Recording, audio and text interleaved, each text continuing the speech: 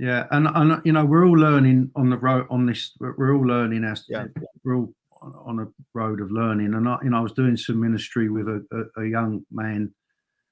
In fact, we've actually prayed. It's the same pastor, Tony. We prayed with this kid about three times now, and he had tremendous. He was manifesting really bad. I've seen 2 cases like this, him being one of them, and we had 8 hours with this kid. I say he's a kid to me. He's probably 30.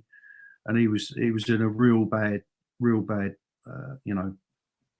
manifesting terribly. Yeah. We went back the following day. We spent a lot of time with him, and he had the deliverance. And then this was probably a year ago, and we got back.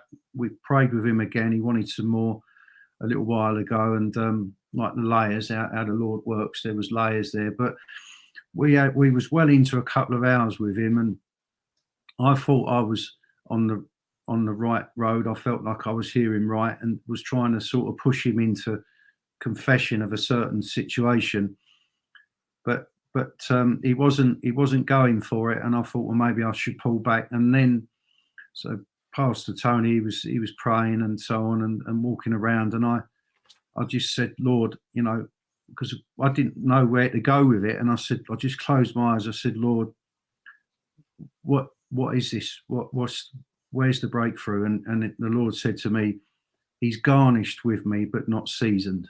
Okay, and that's religion.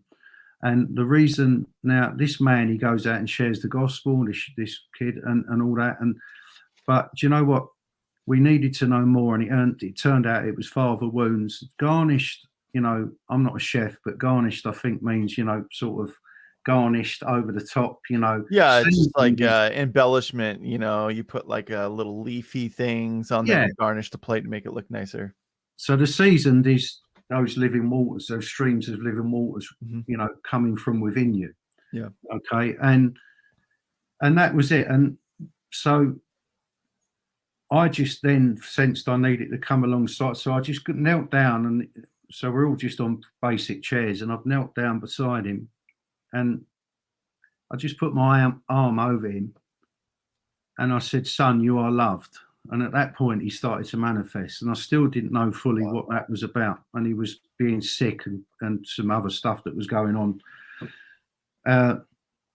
He hadn't confessed this, but there was father wounds. There'd been rejection, and he'd end up being the parents split. He went into foster care and all of that. So the thing is, he'd never, he hadn't, his idea of God, or what he did, he couldn't trust God because he thought that, you know, his experience of God, or his experience of his dad rather, is the same. He just couldn't change his way of thinking. God and his dad in his mind, even if it's on a subconscious level, were the same. Yeah. And I know this is common. I know we hear this a lot, but I'm just saying.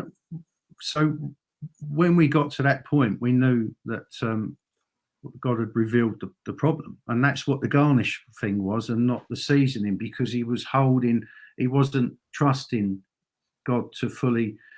He couldn't receive God's love and spirit because of his fears and rejection and all of that stuff going back to childhood, because of obviously feeling rejected and abandoned by his dad, which was, you know, obviously that's a real emotion to him, and it happened. So we was able to then sort of break through and get a bit sort of closer to where he needed to be, which is love. And I think what I'm saying is, you know, Paul talks about, you know, you can have all the gifts and give everything away and all of that, but without love, you're just making a noise. And I'm seeing more and more that God's love is the love. See, them spirits, they can't handle it. When you come with God's love, they can't dwell it. They can't, you know, they manifest. But you still got to get to the root.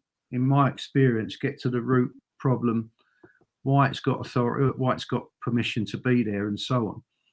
But anyway, I gave him a copy. Well, I got him to. I thought I had a copy on me, but anyway, I told him to get a copy of John Eldridge's "Wild at Heart," because I think that would have really helped him.